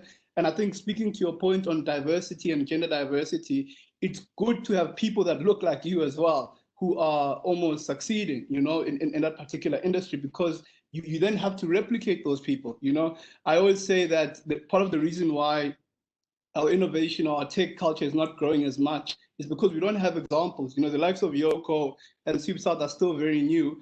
But if you're a young person growing up and you want to be a business person, you know, you almost look to like a Patrice or a Cyril, you know, and these guys are guys who've done well for themselves, but they come from a different era where there was a complete change in the system. You can't reproduce Patrice in the way that he made it. You know, you can't reproduce Cyril. We can't redo apartheid every 10 years. Then young people can position themselves well to be able to sign those deals and get the mines and whatnot. Our generation needs a whole new type of system where they say, here's Caridas, a boy from Ekangala, RTP section B from a shack. And he started here and he went here and he went here and he went here. And we need to keep seeing faces that look like us. You know, I can't speak for women as a male. I'm probably coming from a privileged position. And that's part of why I wanted to have Ayanda on the call as well. But young people need to be able to see Ayanda and say, that girl looks like me, she's got hair like me, and this is how she got to that point, and then we can better replicate. But at the crux of all these things is that we need to build a commercial value proposition. Unless we do that, the sector is not going to attract the youth. And the problem with agriculture is that you have farming families. The bulk of these commercial farmers are fourth generation, third generation, fifth generation. And it's very hard for a first generation guy to compete with that guy. I think Matthew earlier probably alluded to one of our citrus farmers, where for him to build a pack house is going to cost him 20 million or 15 or even 30 million. You know, some people don't even make that much money in their whole lifetime, you know, whereas the commercial guy, maybe the first generation guy only had a farm, the second generation guy bought the pack house, the third generation guy bought more land. So you're competing with someone who's 400 years ahead of you. And the role of government is to shorten sort of that gap and make this. We need a commercial value proposition. That's the only thing that's going to bring the youth here, where they see that, especially in a country like ours, where you have such huge, high unemployment, we need to show young people what a hectare is worth. If you're planting high value, low value, on average, what's the price of a hectare? If that's what we need to sell to young people. And once they know the price of a hectare, and they need to know that there's an efficient way to monetize that hectare, an app, cooler, whatever, to connect you to market. But now we're trying to connect farmers to market, but you're battling to connect Isaac to a high-end retailer because he can't pack. He's got the export class 1 quality, he's got the certification, but they want the stuff packaged in a certain way. So now he's done one part, then his son, who then needs to spend his whole lifetime working to build a pack house. You almost, you know, you're playing a 400, you're going against someone who's 4 generations ahead, you know? So, and that's the role that government partly needs to play. But at the crux of it, in terms of what we stand for and what we're about, ultimately for me, boils down to commercial value proposition for young people. If you can't do that, forget about it. You can build apps, you can make cool uniform, you can do all the mentorship you want, you can do all the training you want, you can give all sorts of fertilizer. Unless you make a clear pathway and you put a price on a hectare for a young person, you will not be able to get them in the sector. And I think that's my 2 cents there. Caritas, thank you so very much for that contribution. Speaking really about the importance of clarifying the commercial value of why we want young people and also women and any other player to be in the sector, and also elevating an important part, not only just diversity per se, but also representation, so that we can be able to inspire young people to get in the sector, and clarifying these pathways which you are referring to, which I think that it's an important message. And I'm delighted you have made this message also to the minister in a different platform, which is something that needs to be thought about. And also the government role on an infrastructural side to support these businesses. I really appreciate that contribution. I have had all of you in the line in the course of this session for about 2 hours and a half. And from Sanvis and Agri's side, we would like to appreciate you taking the time to join us in this discussion, but also sharing your insights and your stories and some of the strategies about how we can make this sector better as we begin to think about post-COVID-19 South African agriculture economy. So ladies and gentlemen, you've been watching session 11 of the agricultural value chains session. And we've had in this discussion Hamlet Tlomenlini, Tracy Davis, Paul Jabele, Ayanda Vana, Gift Mafulego, Caritas Chincholo, and Matthew Piper. Thank you so very much for watching.